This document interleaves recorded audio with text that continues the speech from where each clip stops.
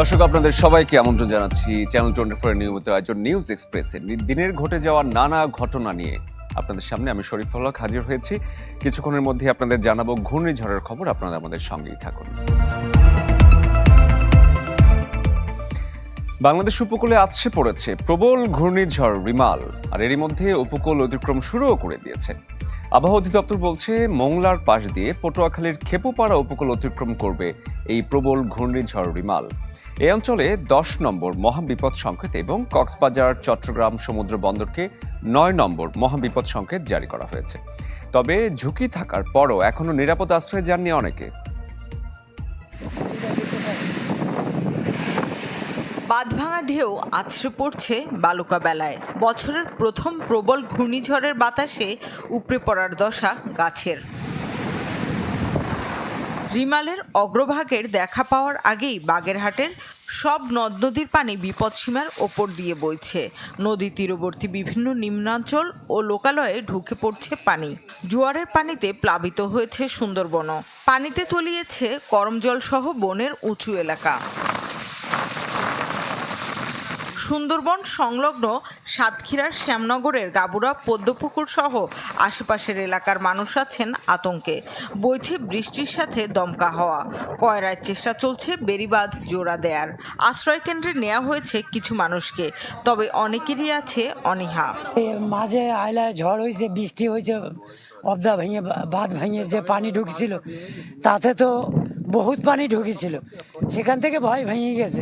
আশ্রয় কেন্দ্রে যাবার জন্য বলছে তো এখন তো পরিষ্কার দেখতে আছে যে আর যায় না, তো 6টার পরে কিছু বুঝে যাইব কেমন করে যায়।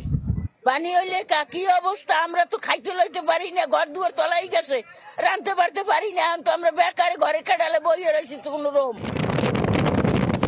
পটুয়াখালীতে রিমালের প্রভাবে বৃষ্টি ও ঝড়ো হাওয়া বইছে। জেলার কলাপাড়ায় আশ্রয়কেন্দ্রে যাওয়ার পথে জোয়ারের পানিতে ডুবে একজনের মৃত্যু হয়েছে। আবহাওয়া অফিসের পূর্বাভাস, এই পটুয়াখালীর খেপুপাড়া উপকূল দিয়েই রিমালের মূল কেন্দ্র বাংলাদেশ অতিক্রম শুরু করবে। প্রবল ঘূর্ণিঝড়ের কেন্দ্রে বাতাসের গতিবেগ 120 কিলোমিটার পর্যন্ত বৃদ্ধি পাচ্ছে। উপকূলীয় জেলায় আছে জলোচ্ছ্বাস ও পাহাড় ধসের আশঙ্কা। এর প্রভাবে বাংলাদেশে প্রচুর বৃষ্টিপাত হবে এবং আগামীকালও আজ রাত থেকে আগামীকাল দিনে দেশের সব বিভাগগুলোতে ভারী বৃষ্টিপাতের সম্ভাবনা রয়েছে। রিমাল মোকাবিলার প্রস্তুতি নিয়ে সচিবালয়ে ত্রাণ ও দুর্যোগ প্রতিমন্ত্রী জানান, আশ্রয়কেন্দ্রে এরই মধ্যে 8 লাখেরও বেশি মানুষকে নেওয়া হয়েছে। বাতিল করা হয়েছে সরকারি কর্মকর্তা কর্মচারীর ছুটি। সমস্ত আশ্রয় কেন্দ্রগুলিতে পর্যাপ্ত খাবার, শুকনো খাবার, বিস্কুট এবং পানি সহ আমাদের এবং চিকিৎসা সামগ্রী ইতিমধ্যে আমাদের পৌঁছে গেছে। রিমাল আঘাত হানার পর সারা দেশে একটানা ভারী বৃষ্টির পূর্বাভাসও দিয়েছে আবহাওয়া অধিদপ্তর। শামিমা সুলতানা, চ্যানেল 24, ঢাকা। সাধারণ থেকে তীব্র ঘূর্ণিঝড়ে পরিণত হয়েছে রিমাল, যার বর্তমান অবস্থান উত্তর বঙ্গোপসাগরে। বাতাসের তীব্রতা সেখানে প্রতি ঘন্টায় 95 থেকে 105 কিলোমিটার পর্যন্ত। এ বিষয়ে আরো বিস্তারিত খবর জানাতে কলকাতা থেকে সহকর্মী শুভজিৎ পুতুতুন্ড আমাদের সাথে এই মুহূর্তে যোগ দিয়েছেন। শুভ, প্রবল ঘূর্ণিঝড়টি অতিক্রম করা শুরু করেছে বাংলাদেশের উপকূল। পশ্চিমবঙ্গের উপকূলের কি খবর?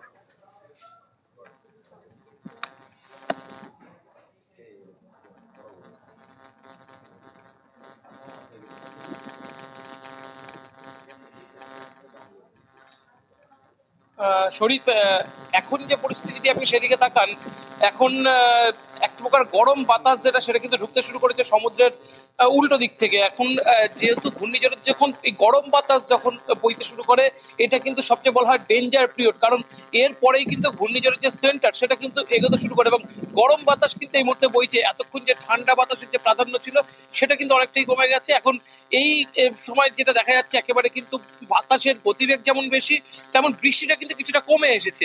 এই ডেঞ্জার পিরিয়ড থেকে কিন্তু কিছুটা ভাবাচ্ছে প্রশাসনিক কর্মকর্তাদের, তারা কিন্তু যে কজন ব্যক্তি আমরা লাশ দেখছিলাম বিচের পাশে রয়েছে, বিচের পাশ থেকে কিন্তু সংবাদ মাধ্যমের যারা প্রতিনিধি তাদেরও সরে আসতে বাধ্য করা হয়েছে কিছুটা, কারণ প্রশাসন অনেকটাই বেশি, প্রশাসনের যারা কর্মকর্তা তারাও কিন্তু আতঙ্কিত, কারণ এই মুহূর্তের যে পরিস্থিতি অর্থাৎ সাগরদ্বীপের যা পরিস্থিতি সেখানে কিন্তু সম্পূর্ণভাবে যেরকম বিদ্যুৎ বিচ্ছিন্ন করা হয়েছে সেরকম ভাবে সম্পূর্ণ নেটওয়ার্ক থেকে সম্পূর্ণ কিন্তু বিচ্ছিন্ন করে দেওয়া হয়েছে, যে সড়ক যোগাযোগ বন্ধ করা হয়েছে, যেহেতু এইটা কানেকশনের ক্ষেত্রে ব্রিজ আছে, ব্রিজের ক্ষেত্রে বড় দুর্ঘটনার সম্ভাবনা থাকে, গাড়ি পাল্টি খাওয়ার সম্ভাবনা রয়েছে, তার জন্য ব্রিজ বন্ধ করে দেওয়া হয়েছে, রেলপথের যে যোগাযোগ সেগুলো বন্ধ করে দেওয়া হয়েছে। এছাড়া আপনি জানেন কলকাতার সঙ্গেও যে বহির যোগাযোগের ব্যবস্থা, সড়ক বা রেল যোগাযোগ সেগুলো কিন্তু সম্পূর্ণভাবে কিন্তু বন্ধ করা হয়েছে আজ সকাল থেকেই।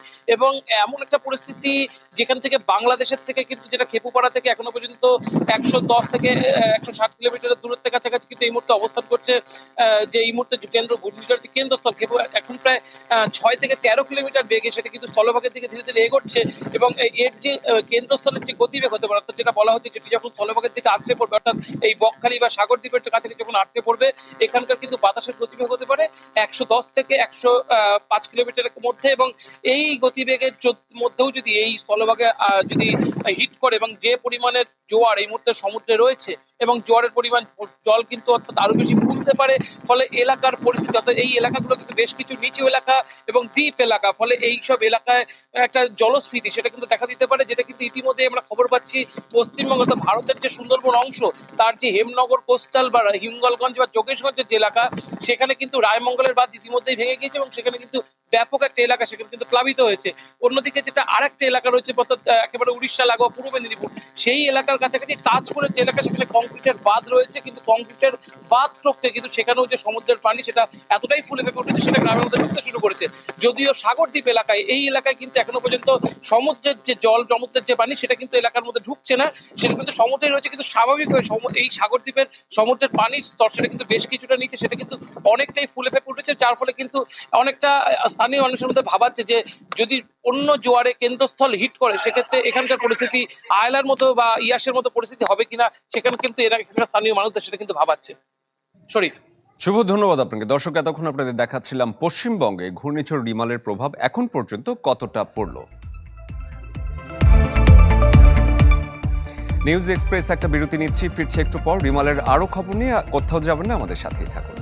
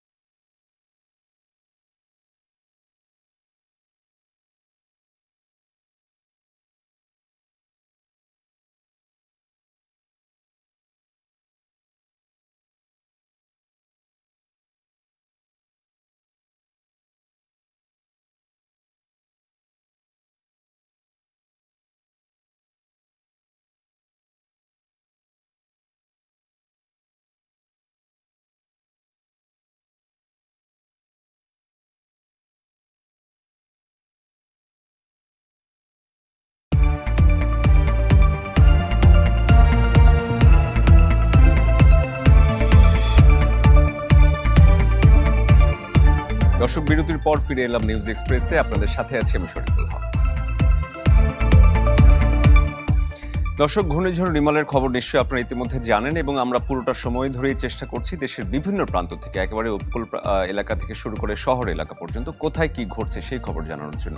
বাংলাদেশের উপকূলীয় জেলা বরিশাল, সেখানেও রিমালের প্রভাব রয়েছে এই মুহূর্তে। সেখানকার অবস্থা জানাবো। সহকর্মী কাউসার হোসেন রানা আমাদের সাথে যুক্ত হয়েছেন।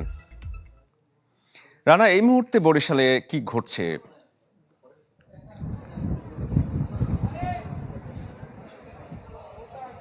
হ্যাঁ শরীফ, ঘূর্ণিঝড় রিমালের প্রভাবে এখন থেমে থেমে দমকা হাওয়া বইছে। আমি রয়েছি কীর্তনখোলা নদীর পাড়ে, যেখানে এখানে কিন্তু বাতাসের জন্য যেখানটিতে দাঁড়িয়ে আছি, দাঁড়িয়ে থাকতে কিছুটা কষ্ট হচ্ছে, কারণ বাতাসের তোর এমন যে আমাকে সরিয়ে নিয়ে যাচ্ছে।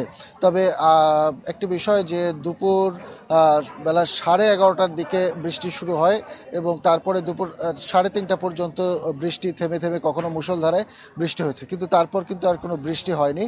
এখন বলা যায় যে একেবারে বৃষ্টিমুক্ত পরিস্থিতি, কিন্তু প্রচুর বাতাস হচ্ছে কিছুক্ষণ পরপর এবং নদীর পানি কিন্তু উত্তাল রয়েছে। এবং বরিশালের পানি উন্নয়ন বোর্ডের দেওয়া যে তথ্য, সেই তথ্য মতে বরিশাল কীর্তনখোলা নদীর যে বিপদসীমা, সেই বিপদসীমার 12 সেন্টিমিটার উপর দিয়ে কিন্তু পানি প্রবাহিত হচ্ছে। একই অবস্থা দক্ষিণাঞ্চলের অন্যান্য যে নদীগুলো, সেই নদীগুলোর ক্ষেত্রেও অন্যান্য নদীগুলোর মধ্যে বিশেষ করে যে নদীগুলো বিশেষ করে বরিশালের ভোলা এবং বরগুনা পটুয়াখালীর যে নদীগুলো রয়েছে, সেই নদীগুলোতেও কিন্তু পানি বৃদ্ধি পেয়েছে। কোথাও কোথাও 12 সেন্টিমিটার, কোথাও কোথাও 26 সেন্টিমিটার পর্যন্ত। আমি যদি কয়েকটির নাম বলি, বিষয়টি এরকম যে বরিশালের কীর্তনখোলা নদীর পানি 12 সেন্টিমিটার উপর দিয়ে প্রবাহিত হচ্ছে। এছাড়া বরিশালের যে বুড়িশ্বর নদী, সেটির পানি 26 সেন্টিমিটার উপর থেকে প্রবাহিত হচ্ছে, যার ফলে নিম্নাঞ্চল যেগুলো রয়েছে সেগুলোর বেশ কিছু এলাকা কিন্তু তলিয়ে গেছে, যেমনটা আমি দেখাচ্ছিলাম। তো এই অবস্থায় একটু আগে এখানে জেলা প্রশাসক ঘটনাস্থল পরিদর্শন করে গেছেন এবং তিনি বলেছেন বরিশালে 541টি সাইক্লোন শেল্টার রয়েছে, সেখানে সাধারণ মানুষকে, নদী তীরবর্তী মানুষকে নিয়ে যাওয়ার চেষ্টা করা হচ্ছে এবং 5 লাখ টাকা এবং 93 মেট্রিক টন চাল প্রস্তুত রাখা হয়েছে যে কোনো পরিস্থিতি মোকাবেলা করার জন্য। প্রয়োজনে এর পরিমাণ আরও বাড়ানো হবে। এই ছিল এখানকার পরিস্থিতি। শরীফ। রানা, ধন্যবাদ আপনাকে। দর্শক, বরিশালের খবর জানাচ্ছিলাম। বাংলাদেশের আরেকটি উপকূলীয় জেলা সাতক্ষীরা, এবং প্রত্যেক সময় ঘূর্ণিঝড় বা প্রাকৃতিক দুর্যোগে সাতক্ষীরা বেশ ক্ষতির সম্মুখীন হয়। সেখান থেকে সহকর্মী আমিনা বিলকিস ময়না এই মুহূর্তে আমাদের সাথে যুক্ত হয়েছেন। ময়না, সাতক্ষীরার বেশ কিছু নিম্নাঞ্চল রয়েছে এবং ঘূর্ণিঝড় যে সবসময় হয় সেখানে প্রচুর ক্ষয়ক্ষতির সম্মুখীন হতে হয়। সেখানকার মানুষকে সাতক্ষীরার অবস্থাটা আমাদের জানাবেন এই মুহূর্তে। শরীফুল, আপনি যেমনটি জানতে চাচ্ছিলেন, আসলে রামেলের যে প্রভাব সেটি সকাল থেকেই আমরা দেখতে পাচ্ছি। সকাল থেকে থেমে থেমে বৃষ্টি হচ্ছিল, তারপর দুপুরের পর থেকে কিন্তু একটানা বৃষ্টি এবং সেই সাথে ঝোড়ো হাওয়া বয়ে যাচ্ছে এবং সেই সাথে নদীর উত্তালতা দেখলে ভয় লাগবে। সেই 5 থেকে 6 ফুট পানি বৃদ্ধি পেয়েছে এখন ভাটার সময়। এবং এই যে সামনে যে জোয়ার, এই জোয়ার এলে যে এই পানির অবস্থা কি হবে এবং এখানকার যে জরাজীর্ণ বাঁধগুলো তার অবস্থা কি হবে, আসলে সেই ভেবে মানুষ কিন্তু আতঙ্কিত। ইতিমধ্যে সাধারণ মানুষ আশ্রয় কেন্দ্রে এসে উপস্থিত হয়েছে। আমি এখানে যুক্ত করছি সার্কেল এসপি আমিনুর রহমান। আসলে আপনি তো অনেকগুলো এলাকা ঘুরে দেখেছেন, এই মুহূর্তে সর্বশেষ কি অবস্থা দেখলেন? ধন্যবাদ। আপনারা ইতিপূর্বে যে দেখেছেন বাতাসের প্রকোপ বেশ বেড়ে গিয়েছে এবং পানির উচ্চতা নদীর বেশ বেড়ে গিয়েছে। তো ইনশাল্লাহ এখন পর্যন্ত অবস্থা ভালো আছে, যদিও ঝড় শুরু হয়ে গেছে, কিন্তু আমাদের জেলা পুলিশ এবং জেলা প্রশাসনের পক্ষ থেকে আমাদের পর্যাপ্ত পরিমাণে সাপোর্টিং ব্যবস্থা হচ্ছে। আমাদের জেলা পুলিশ সুপারের নেতৃত্বে একটা রেস্কিউ টিম গঠন করা হয়েছে, সার্কেল এবং অফিসার ইনচার্জ এবং থানাদের নিয়ে। তো আমরা আমাদের মতো কাজ করে যাচ্ছি। ইনশাল্লাহ এখন পর্যন্ত বড় ধরনের কোনো দুর্ঘটনার সংবাদ এখন পর্যন্ত আমাদের কাছে নেই। অনেক ধন্যবাদ আপনাকে। আসলে যেমনটি শুনছিলেন যে এখনো পর্যন্ত বাঁধের কোনো ধরনের খারাপ খবর কিংবা ঘর বাড়ি পড়ে যাওয়া, ভেঙে যাওয়া এমনটি কোনো ঘটনা ঘটেনি, কিন্তু যদি এই ঝড় আছে পড়ে আঘাত হানে এই উপকূলে এবং জলোচ্ছ্বাস কিন্তু রূপ নিয়েছে, এই অবস্থাতে যদি থাকে তাহলে কিন্তু খুব বিপদ সামনে আসছে, এটি মানুষ কিন্তু অনুভব করছে। শরীফ, এই ছিল রামেলের সর্বশেষ পরিস্থিতি। ময়না, ধন্যবাদ আপনাকে। দর্শক, সাতক্ষীরা থেকে দেখাচ্ছিলাম সেখানকার অবস্থা। এখন পর্যন্ত তেমন কোনো ক্ষয়ক্ষতি হয়নি সাতক্ষীরায়, কিন্তু আরো বিস্তারিত খবর জানতে আমাদের মাঝরাত পর্যন্ত অপেক্ষা করতে হবে। নিউজ এক্সপ্রেসের সময় হলো আরও একটা বিরতি নেওয়ার, ফিরছি রামেলের আরও খবর নিয়ে, আমাদের সাথেই থাকুন।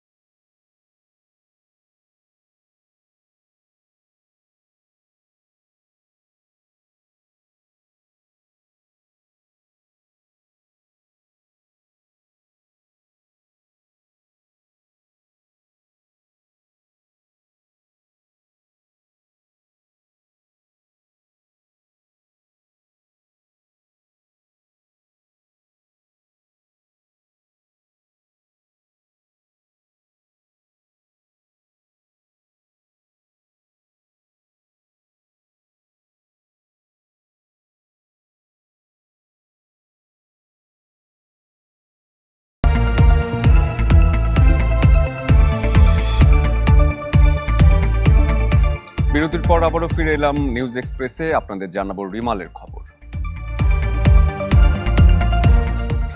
দর্শক, আপনাদের এবারে সরাসরি নিয়ে যেতে চাই কুয়াকাটায়। পটুয়াখালীর কুয়াকাটায় রয়েছেন সহকর্মী MK রানা।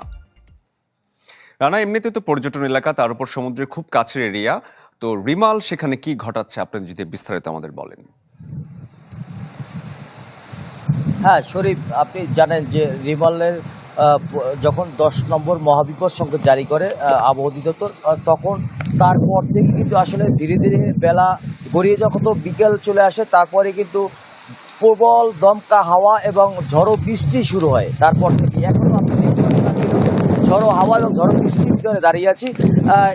এতে এই ঝড়ো হাওয়ার ফলে কিন্তু পটুয়াখালীর যে কুয়াকাটা সমুদ্র সৈকত এলাকায় যে রাধা কৃষ্ণ যে মন্দির আছে, সেই মন্দিরের চাল কিন্তু উপড়ে ফেলেছে কিন্তু আসলে বৃষ্টি। এছাড়া পার্শ্ববর্তী যে একটা মাদ্রাসা, সেই মাদ্রাসার চালও কিন্তু উপড়ে ফেলেছে এই ঝড়ো হওয়ার ফলে। এখানে কিন্তু মাদ্রাসায় বেশ 40 থেকে 45 জন ছাত্ররা কিন্তু আসলে সেখানে থেকে পড়াশোনা করেন। আসলে তারা কিন্তু খুব মানবেতরভাবে জীবনযাপন করতে আমি দেখেছি। আমি সন্ধ্যার পরে কিন্তু সেখানে গিয়েছিলাম। এছাড়া কিন্তু পটুয়াখালী উপকূলীয় এলাকায় কিন্তু 7 থেকে 8 ফুট জলোচ্ছ্বাসে কিন্তু আসলে বিভিন্ন মাছের ঘের, পুকুর এবং যে নদ নদীতে পানি বৃদ্ধির ফলে কিন্তু আসলে যে কাঁচা আধা পাকা যে বাড়িঘর আছে, সেই বাড়িঘরের যে মানুষগুলো আছে, সেই মানুষগুলো কিন্তু আসলে আতঙ্কে দিন পার করছে। আর আতঙ্কের দিন পার করলেও কিন্তু সিপিপি ও রেড ক্রিসেন্টের সমন্বয়ে তারা কিন্তু প্রচারণা চালাচ্ছে যে দ্রুত আশ্রয়কেন্দ্রে আসার জন্য। আসলে মানুষ কিন্তু তারপরেও কিন্তু আমি বেশ কয়েকটি আশ্রয়কেন্দ্র ঘুরে দেখেছি, এখনও কিন্তু তেমন কোনো আশ্রয়কেন্দ্রে মানুষের সমাগম ঘটেনি।